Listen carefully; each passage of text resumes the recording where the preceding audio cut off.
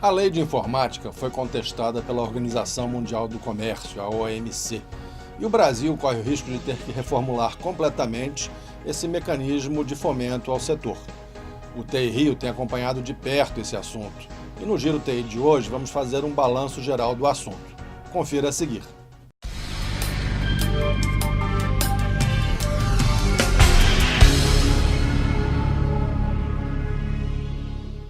A Lei de Informática foi promulgada em 1991 e depois renovada em 2014. Para fazer uso desse benefício, as empresas aqui instaladas precisavam seguir um processo produtivo básico para a produção de bens e serviços de informática. Além disso, precisavam também comprometer e investir parte da sua receita em atividades de pesquisa e desenvolvimento. Por ocasião da renovação da lei em 2014, noticiamos a preocupação do Tribunal de Contas da União com os resultados obtidos até então, incentivando um debate sobre a renovação da lei ou a criação de uma política pública alternativa. Um dos pontos defendidos historicamente pelo TI Rio para aprimoramento da lei era justamente um maior equilíbrio entre as empresas beneficiadas pela legislação, já que o setor de hardware é quem tirava o maior benefício dessa lei. Esse posicionamento, inclusive, sensibilizou a Associação Brasileira da Indústria Eletroeletrônica, a ABINE, que começou a defender publicamente a criação de um processo produtivo avançado, justamente para poder acomodar um espaço maior para o software produzido no Brasil. Mas o TI Rio não parou por aí. Em seu 26º Fórum, elegeu como tema principal justamente a reformulação da Lei de Informática.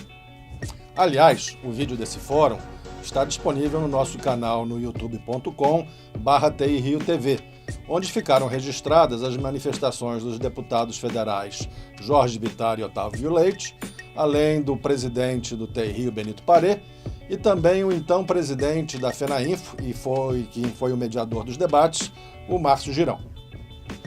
O fato é que a lei foi prorrogada até 2029, com menos ajustes do que poderia ter tido e com muita pressão do pessoal da Zona Franca de Manaus. Não foram poucas as manifestações de preocupação com o possível fim da lei, como, por exemplo, essa notícia de 2016, trazendo o posicionamento do pessoal de telecom. A verdade é que o Congresso se apressou para a renovação da lei para não deixar as empresas beneficiadas desamparadas de uma hora para outra. Mas o governo acabou assumindo o compromisso de retomar as discussões sobre o aperfeiçoamento da legislação logo em seguida. No Rio Info de 2015, em parceria com a FENAINFO, foi organizado um seminário específico para discussão das políticas de informática no Brasil, e a Lei de Informática voltou a ser um dos temas debatidos. Naquela ocasião, havia um representante do TCU presente no seminário que deixou claro os motivos pelos quais o tribunal estava questionando a eficácia da lei. Já no Rio Info de 2016, o secretário de Política de Informática, Maximiliano Martinhão, voltou ao tema sobre a ótica da aplicação dos recursos de pesquisa e desenvolvimento oriundos dessa lei.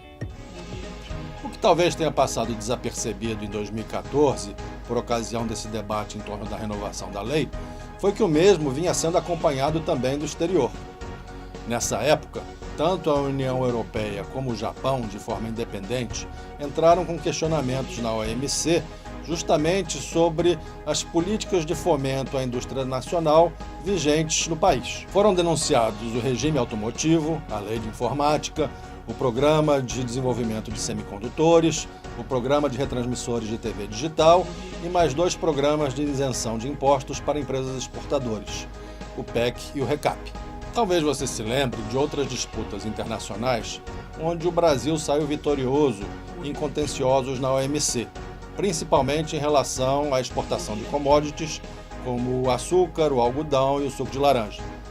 Aliás, o saldo brasileiro nessas disputas na OMC tem sido bastante favorável ao Brasil.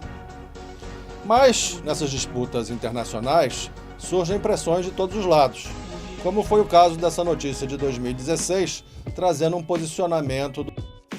E para encurtar um pouco essa história, já lamentando não ser possível ganhar sempre, parece que dessa vez a maré não vai estar para o lado brasileiro. Não é que a OMC proíba o Brasil ou qualquer outro país de ter uma política industrial que possa fomentar a sua própria produção. Mas os mecanismos utilizados para tanto devem estar alinhados com os tratados internacionais de comércio.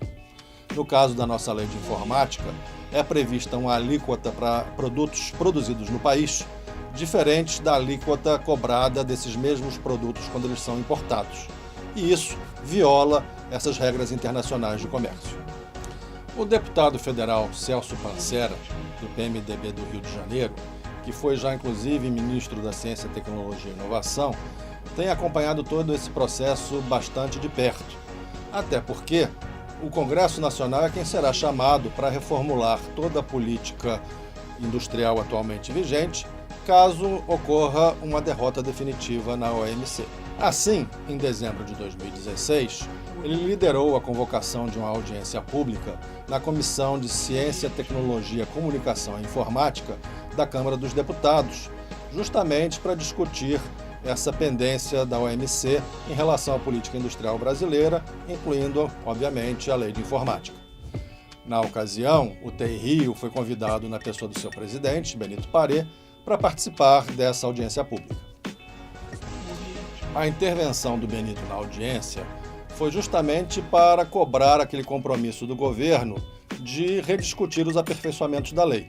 Mais especificamente, ele sugeriu a revisão das contrapartidas para os benefícios fiscais, buscando permitir que a indústria nacional de software e serviços de TI fosse o foco dos investimentos oriundos da lei. Todo esse processo na OMC sofreu atrasos na sua tramitação.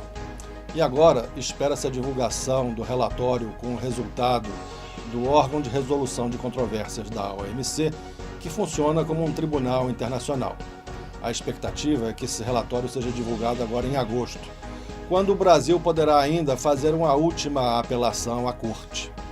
De qualquer modo, a OMC também tem um prazo para se posicionar e é certo que terá um posicionamento final ainda em 2017. Por conta disso tudo, o deputado Celso Pancera voltou a convocar uma nova audiência pública para dar continuidade a discussões desse assunto. Dessa vez, fui eu quem estive na audiência representando o TI Rio. O governo brasileiro busca defender da melhor forma possível as políticas industriais atualmente vigentes e, na audiência, mostrou inclusive resultados para corroborar esse ponto de vista. Na minha intervenção, voltei a defender os pontos já apresentados anteriormente pelo TI Rio, dizendo que uma lei de informática precisa tratar igualmente todos os atores envolvidos para um bom resultado do setor, ou seja, privilegiar não apenas o pessoal de hardware, mas também a turma de telecom e principalmente o setor de software e serviços de TI. A expectativa geral é que a OMC venha se posicionar de forma desfavorável ao Brasil, situação na qual seremos obrigados a rever nossas políticas industriais, sob pena de sofrer retaliações comerciais se ignorarmos essa orientação. Para agravar ainda mais esse cenário todo, a OMC deve exigir que essas modificações sejam realizadas num prazo de 90 dias. Ou seja, teríamos que, no final do primeiro trimestre de 2018, já ter uma nova lei de informática vigindo no Brasil.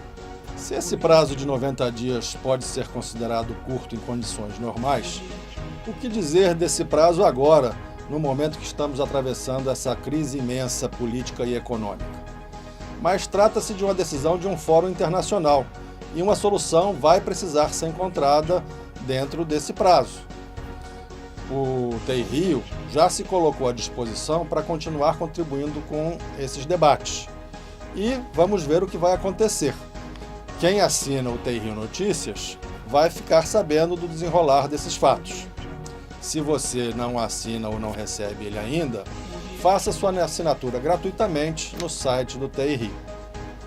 Esperamos que você tenha gostado desse Giro TI de notícias e, nesse caso, pedimos que você não só curta o nosso vídeo, mas também assine o canal no YouTube para poder receber alertas de novos vídeos quando eles forem disponibilizados.